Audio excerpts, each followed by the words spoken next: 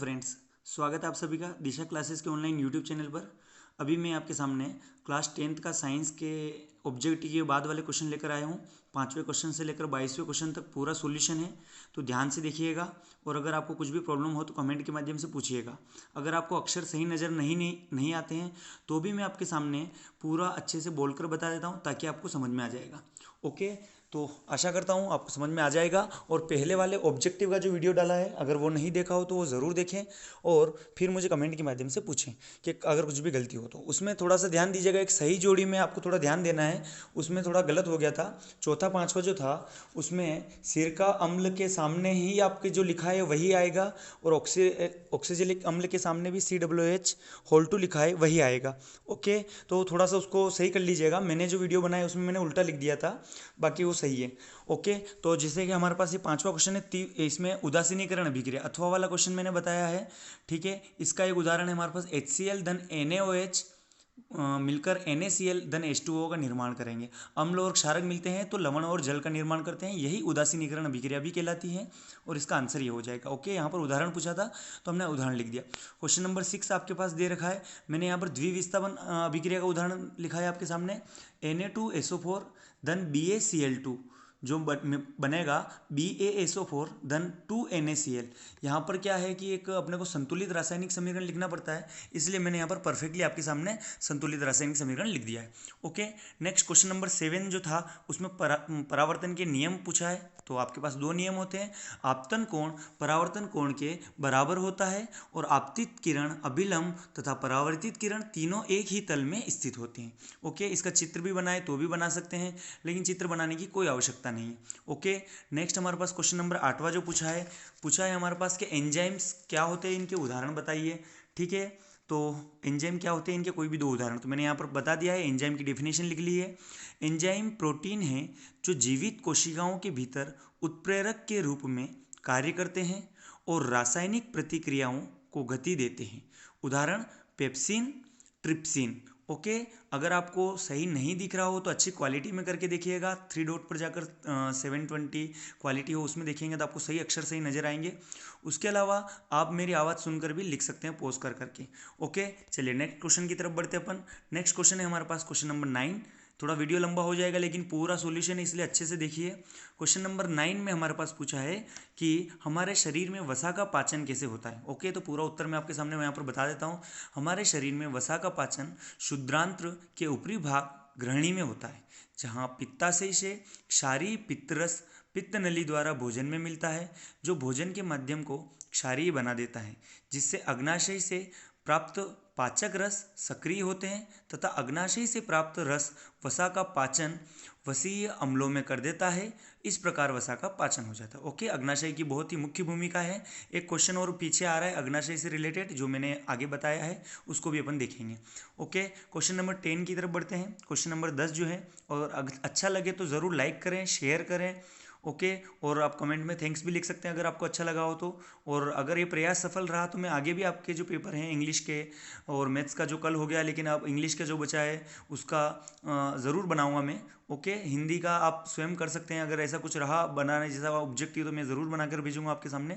Okay, तो question number 10 की तरफ बढ़ेंगे और अच्छी क्वालिटी में जाकर देखिएगा तो आपको सही दिखेगा। आज मेरी आवाज़ भी थोड़ी यूँ हो रही है, लेकिन फिर भी मैंने आपके लिए वीडियो बनाया है। ओके, एक थैंक्स तो बनता है, और लाइक ज़रूर करिए, चैनल सब्सक्राइब करिए। क्वेश्चन नंबर 10 में पूछा है ऊष्माक्षेपी अभिक्रिया। ऊष्माक्षेपी अभिक्रिया अगर आपने पढ़ी हो तो जिसमें ऊष्मा निकलती है, तो इसमें पूछा गया है तो मैंने डेफिनेशन बोल दी है। जिस रासायनिक अभिक्रिया में उत्पादों के साथ ऊष्मा भी निकलती है वह ऊष्माक्षेपी अभिक्रिया कहलाती है। उदाहरण CH4 धन 2O2, जिसमें CH4 का जो दहन हो रहा है ये CO2 धन 2H2O, और इसमें ऊष्मा निकल रही है। ओके, क्वेश्चन नंबर 11 में मैंने अथवा वाला बताया है, अपवर्तनांक किसे कहते हैं, और जल और क्राउन कांच के अपवर्तनांक आपको पूछिए। तो एक माध्यम के सापेक्ष दूसरे माध्यम में प्रकाश की चाल के अनुपात को अपवर्तनांक कहते हैं। आप चाहे तो इसमें ऐसा भी लिख सकते हैं, अपवर्तनांक बराबर पहले माध्यम में प्रकाश की चाल बटे दूसरे माध्यम में प्रकाश की चाल। ओके, इसमें जल का अपवर्तनांक होता है 1.33 और क्राउन कांच का अपवर्तनांक होता है 1.52। यहाँ पर अगर वायु का पूछता तो अपवर्तनांक उसका 1 होता है। ओके, नेक्स्ट हमारे पास बढ़ते हैं अपन क्वेश्चन नंबर कितना हो चुका है हमारे पास, क्वेश्चन नंबर 11 हो चुका है। क्वेश्चन नंबर 12 की तरफ, क्वेश्चन नंबर 12 एक न्यूमेरिकल एक सवाल है जिसके बारे में मैंने बताया यहाँ पर। उत्तल लेंस वाला जो आपके पास पूछा गया है, इसकी फोकस दूरी दी है 40 और लेंस क्षमता पूछा है। बड़ा आसान सा सूत्र है और ये अच्छे से देखिएगा क्योंकि आगे भी इसी से रिलेटेड एक क्वेश्चन पूछा है। लेंस क्षमता बराबर होता है 1/फोकस दूरी, 1/फोकस दूरी, डी बराबर 1/f। ये मीटर में होता है, आप चाहे तो इस कोष्टक में यहाँ पर एफ के आगे मीटर में लिख सकते हैं। ओके, तो डी बराबर 1/40 हो जाएगा और अगर इसका भाग देंगे आप तो आपके पास आएगा 0.025 डाई आफ्टर। ठीक है, ये कौन से लेंस की है, तो उत्तल लेंस की लेंस क्षमता है। ओके, तो अगर आपको सही दिख गया हो तो ठीक है, नहीं तो देखकर आराम से उतार लीजिए। ओके, सही नहीं दिख रहा हो तो 3 डॉट पर जाकर जरूर क्वालिटी सही करें आपके मोबाइल की। ओके, प्रश्न नंबर 13, प्रकाश संश्लेषण। प्रकाश संश्लेषण आपसे पूछा है, आपने देखा ही होगा पौधे जो खाना बनाते हैं उसे प्रकाश संश्लेषण कहते हैं। एक और चीज़ मैं बता दूं, मेरी जो क्लास चलती है उसमें आपको काफ़ी पूरे डिटेल में समझाया जाता है। चैनल सब्सक्राइब करें, डेली आप लाइव क्लास के माध्यम से भी पढ़ सकते हैं। इसलिए अभी पेपर दीजिए पहले और जैसे ही आपके पेपर खत्म होते डेली लाइव अटेंड कीजिए हमारे इस चैनल पर। प्रकाश संश्लेषण किसे कहते हैं, तो स्वपोषी, जैसे हमारे पास स्वपोषी जैसे पेड़ पौधे होते हैं में सरल पदार्थों CO2 एवं जल H2O से सौर ऊर्जा का उपयोग करके क्लोरोफिल की उपस्थिति में जटिल कार्बनिक संश्लेषण करना क्या कहलाता है, हमारे पास प्रकाश संश्लेषण कहलाता है। इसका समीकरण है 6CO2 धन 12H2O। यहाँ पर जो अगर आपको सही नहीं दिख रहा हो तो ये ऊपर सूर्य का प्रकाश लिखा है और नीचे हमारे पास जो लिखा है क्लोरोफिल लिखा है। इन दोनों की उपस्थिति में ये बनाता है खाना। तो C6H12O6 जो ग्लूकोज का फार्मूला होता है, 6O2 धन 6H2O ये बनाता है। ओके, क्वेश्चन नंबर 13 भी क्लियर हो गया। अगर कुछ भी डाउट हो, अगर आपको नहीं समझ में आ रहा हो, कमेंट के माध्यम से ज़रूर मुझे पूछिएगा, मैं आपका हल वहीं पर कर दूंगा। ओके, क्वेश्चन नंबर 14 की तरफ बढ़ते हैं। मनुष्य के नर जनन तंत्र में वृषण के कार्य जो आपको बताने हैं, तो मानव, ये नर जनन तंत्र में ही वृषण का कार्य होता है। तो मानव वृषण में नर जनन कोशा शुक्राणुओं का निर्माण, देखिए बायो का क्वेश्चन है तो थोड़ा मेरा वीक है बायो, लेकिन फिर भी आपके सामने बता देता हूँ क्योंकि मैं मैथमेटिक्स पढ़ाता हूँ, फिजिक्स पढ़ाता हूँ। ओके, मानव वृषण में नर जनन कोशा शुक्राणुओं का निर्माण होता है। इसके अतिरिक्त टेस्टोस्टेरोन नामक हार्मोन का स्राव होता है जो शुक्राणु उत्पादन के नियंत्रण के अतिरिक्त लड़कों में यौवनावस्था के लक्षणों का भी नियंत्रण करता है। ओके, ये वाला हमारे पास क्वेश्चन नंबर 14 हो चुका है। क्वेश्चन नंबर 15 की तरफ बढ़ते हैं। बहुत ही अच्छा क्वेश्चन, अम्ल व क्षार में अंतर लिखिए। तो अम्ल व क्षार में निम्नलिखित अंतर है, ऐसे करके फिर आप इस तरीके से टेबल बनाइएगा और ये चारों अंतर लिखिएगा। चारों अंतर मैं आपको पढ़ के सुना देता हूँ। अम्ल स्वाद में खट्टे होते हैं, स्वार क्षाद में कड़वे तथा कसीले होते हैं। अम्ल जो है नीले लिटमस को लाल कर देते हैं और क्षार जो है लाल लिटमस को नीला कर देते हैं। आप अगर याद रखना चाहते हैं तो अ से अनिल याद रखिएगा तो आपको याद रह जाएगा अनील। अम्ल नीले को लाल कर देते हैं। ओके, नेक्स्ट हमारे पास तीसरा है, इसका पीएच मान, अम्ल का पीएच मान 7 से कम होता है जबकि क्षार का पीएच मान 7 से अधिक होता है। और नेक्स्ट हमारे पास उदाहरण, इनके एक एक उदाहरण लिख लीजिए। इसका उदाहरण है HCl हाइड्रोक्लोरिक अम्ल, H2SO4 जिसको बोलते हैं सल्फ्यूरिक अम्ल। और क्षारक के उदाहरण हैं NaOH सोडियम हाइड्रोक्साइड और KOH potassium hydroxide. Okay, next question की तरफ बढ़ते हैं। क्वेश्चन नंबर 16, और आराम से पॉज करके बढ़िया से लिखिए और अच्छे से नंबर लाइए और फाइनल एग्जाम तक हम आपकी मदद करेंगे इसी तरीके से, तो आप अच्छे से सीखने की कोशिश कीजिए। नेक्स्ट हमारे पास 16वां वाला क्वेश्चन पूछा गया है कि तेल एवं वसा युक्त, इसका अथवा वाला क्वेश्चन है, नाइट्रोजन से क्यों उनको भरते हैं। आपने देखा होगा चिप्स की थैलियों में नाइट्रोजन गैस भरी होती है, क्यों? क्योंकि देखिएगा उसका उत्तर जो हमारे पास यहाँ पर जो लिखा है मैं आपके सामने बता देता हूँ।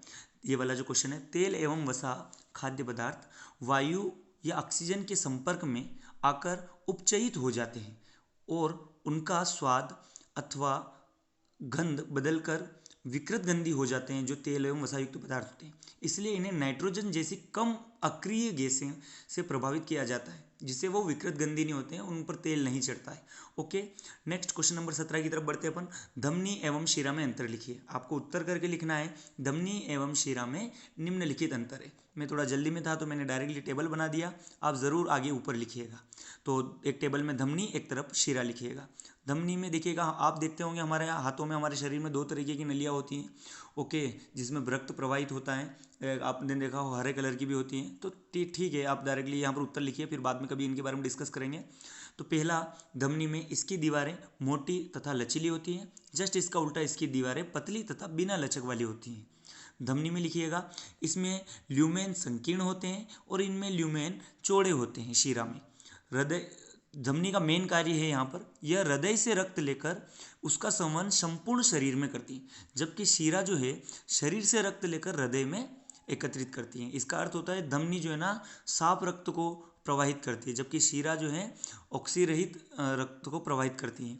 इसके बाद चौथा पॉइंट, इसमें कपाट नहीं पाए जाते धमनी में, और इसमें कपाट पाए जाते हैं शिरा में। ओके, क्वेश्चन नंबर 17 हो चुका है। अगले क्वेश्चन की तरफ बढ़ते हैं। Question number 18।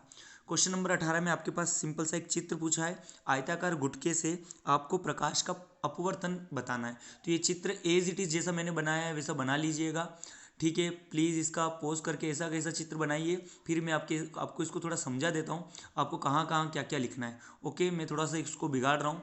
एक ये जो किरण आती है, ये जो किरण होती है ये आपतित किरण होगी, जो ऊपर से आ रही है, आपके सामने दिख रही है, ठीक है। और ये जो विरल माध्यम है वायु, और ये कांच है सघन माध्यम, तो अभिलंब के पास झुक जाती है और फिर बाहर निकलती है, तो वापस दूर हट जाती है। इसको बोलते हैं प्रकाश का अपवर्तन, अपने मार्ग से भटकना। ओके, नेक्स्ट इसमें जैसे जैसे मैंने नाम दिए सभी सही से लिखिएगा। ऊपर नीचे 2 अभिलंब होते हैं इसमें, जो आपके सामने दिख रहे हैं। ये आने वाली किरण का नाम मैंने आपतित किरण लिखा है, जो बीच में से परावर्तित हो रही उसको अपवर्तित हो रही तो अपवर्तन किरण लिखा है मैंने यहाँ पर, ये अपवर्तित किरण। और अपवर्तन कोण जो बना रहा है यहाँ पर, और ऊपर ये आपतन कोण बना रहा है। ओके, आई जो है, और आर से दर्शाते हैं अपवर्तन कोण को। और ये नीचे निर्गत किरण निकल रही है नीचे, इसलिए इसका नाम मैंने निर्गत किरण लिखा है। ये पहले वाली किरण के समांतर होती है, जैसे ये आती है ना वैसे ये समांतर होकर दोनों निकलती है। ओके, ये सूत्र जरूर लिख लीजिएगा, म्यू बराबर साइन आई बटे साइन आर, अपवर्तनांक बराबर साइन आई बटे साइन आर, इसमें स्नेल का नियम भी कहते हैं। ओके, तो ये थोड़ा सा इतना सा चित्र बना लेंगे, वो समझ जाएगा। चित्र में नाम सही से लिखिएगा पूरा। ओके, और डिटेल कुछ भी लिखने की आवश्यकता नहीं है, आप सिंपल से यहाँ पर ये सूत्र लिख लीजिएगा, और इसमें नियम नहीं पूछा है तो केवल ये चित्र बना लीजिएगा। ओके, और यहाँ पर वायु के कोष्टक में आप चाहे तो इस तरीके से लिखिएगा, विरल माध्यम, वायु विरल होती है, और कांच जो है था सघन होता है, सघन, तो ये जरूर लिख लीजिएगा। ओके, नेक्स्ट क्वेश्चन की तरफ बढ़ते हैं। क्वेश्चन नंबर 19, रेगिस्तान में मिरीचिका और तारे क्यों टिमटिमाते हैं, इन दोनों के बारे में आपको बताना है। तो आपने देखा होगा गर्मियों के दिनों में क्या होता है कि रोड पर पानी जैसा नज़र आता है, क्योंकि प्रकाश के अपवर्तन के कारण, गर्म वायु के कारण ऐसा होता है। मैं सिंपल सा आप उत्तर देखकर लिख लीजिए, और इसके बारे में डिटेल अगर आपको जाननी हो तो ज़रूर कमेंट में लिखिएगा, तो मैं पूरा क्वेश्चन आपको समझाने के लिए भी रेडी हूँ। ओके, अभी आप पेपर दीजिए अच्छे से। तो जैसा कि क्वेश्चन हमारे पास लिखा है, रेगिस्तान में मिरीचिका, इसके डैश करके लिखिएगा। रेगिस्तान में दिन के समय यात्रियों को कुछ दूरी पर जलाशय या झील जैसे दिखाई देते हैं, उनमें आसपास के पेड़ पौधों के प्रतिबिंब दिखाई देते हैं, किंतु वहां पहुंचने पर जलाशय या झील का नामो निशान भी नहीं होता है। यह दृष्टि भ्रम ही मिरीचिका कहलाता है। और यह किस कारण होता है, तो यह प्रकाश के अपवर्तन के कारण होता है। ओके, ये रेगिस्तान में मिरीचिका हो गई। नेक्स्ट, तारे क्यों टिमटिमाते हैं, तो प्रकाश पर ताप परिवर्तन तथा वायु घनत्व के कारण तारों से आने वाली किरणें लगातार अपना मार्ग बदलती रहती हैं, जिससे पृथ्वी पर खड़े प्रेक्षक, जो मतलब प्रेक्षक मतलब जो देखने वाला, की आंखों में प्रवेश करने वाली किरणों की संख्या लगातार बदलती रहती है। तो कभी तारा अधिक चमकदार तथा कभी तारा कम चमकदार दिखाई देता है, अतः तारे टिमटिमाते हुए दिखाई देते हैं। यह प्रक्रिया भी प्रकाश के अपवर्तन के कारण ही होती है। ओके, मैंने लिखा नहीं है। ओके, क्वेश्चन नंबर 20 में आपको संतुलित करना था रासायनिक समीकरण में, मैंने डायरेक्ट उत्तर लिख रखा है, आप भी एज इट इज़ देखकर डायरेक्ट उत्तर लिख लीजिएगा। पहले वाले क्वेश्चन में आपके पास एज इट इज़ पूरा का पूरा वो लिख दीजिएगा, केवल एक आगे HNO3 के आगे 2 लगा दीजिए, और H2O के आगे 2 लगा दीजिए। ओके, नेक्स्ट दूसरे वाले में भी NaOH के आगे 2 लगा दीजिए, और आखिरी में H2O के आगे भी 2 लगा दीजिए। नेक्स्ट तीसरे वाले में BaCl2 वैसा का वैसे ही है, H2SO4 भी वैसा का वैसे ही है, BaSO4 भी वैसा का वैसे ही है, केवल HCl जो लिखा है उसके आगे 2 लगा दीजिए तो संतुलित हो जाएगा। चौथा वाला CaOH2, ये वाला सबसे बढ़िया क्वेश्चन मुझे इसलिए लगा कि इसमें कुछ भी नहीं करना है, एज इट इज़ वैसा का वैसे ही उतार देना है, पूरी तरीके से पहले ही संतुलित है।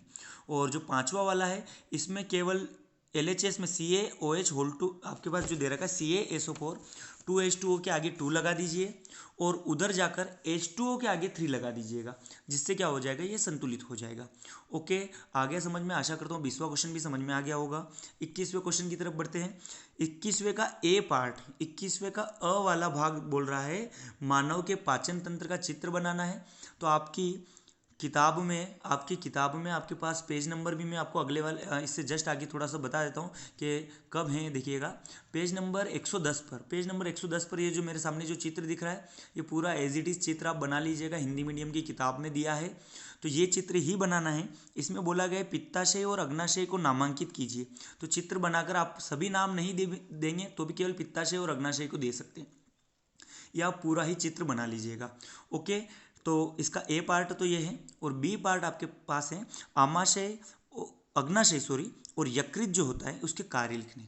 ओके, तो क्या होता है ब वाला पार्ट, जैसे कि मैंने यहाँ लिखा है आमाशय में पाचन होने के बाद भोजन जो है पूरा का पूरा लिखिएगा गृहिणी में पहुँचता है। यकृत से आया पितृरस भोजन से अभिक्रिया करके वसा का पासीकरण कर देता है। ओके, ऑक्सीकरण कर देता है उसका, ठीक है, पाचीकरण कर देता है और माध्यम को क्षारीय बना देता है, ठीक है। और जिससे अग्नाशय से आए पाचक रस में उपस्थित एंजाइम क्रियाशील हो जाते हैं और ये भोजन में उपस्थित प्रोटीन एवं कार्बोहाइड्रेट एवं वसा का पाचन कर देते हैं। इस तरीके से हमारे अग्नाशय और यकृत कार्य करते हैं। लास्ट वाला हमारे पास एक सवाल है जो कि मैंने पहले भी बता चुका हूँ। लेंस क्षमता बराबर होता है 1/4 फोकस दूरी, P बराबर 1/f मीटर में, और P बराबर 1/f में आप वैल्यू रखिएगा और वैल्यू में आप डायरेक्टली यहाँ पर आंसर सीधा सा हो जाएगा। और यहाँ पर वैल्यू रखकर आपको यहाँ पर मीटर को सेंटीमीटर में बदलना है और सेंटीमीटर में आप गुणा कर दीजिएगा 100 का। ओके, और जिसको अगर आप हल करते हैं तो 6 सही 2/3 आपके पास आंसर आ जाएगा। एक चीज़ ये हमारे पास F बराबर 66 सही 2/3 हो गया है और इसलिए हमने लिख दिया है अभिष्ट फोकस दूरी 66 सही 2/3 सेंटीमीटर है तथा लेंस अभिसारी है। अभिसारी इसलिए है कि फोकस दूरी इसकी प्लस में आ रही ना, इसलिए अभिसारी, और अगर माइनस में आता तो इसका अपसारी हो जाता। ओके, वो अवतल लेंस हो जाता। ठीक है, आगे समझ में आशा करता हूँ। कैसा लगा वीडियो कमेंट में मुझे ज़रूर बताइए और अगले वाले अगर वीडियो को भी चाहते तो शेयर करें, ज़्यादा से ज़्यादा लाइक करें और कमेंट करें। कुछ भी अगर समझ में नहीं आया हो तो चैनल सब्सक्राइब ज़रूर करें। ओके, थैंक यू, मिलते हैं नेक्स्ट वीडियो में और कैसा लगा कमेंट में ज़रूर बताएं। Okay, thank you.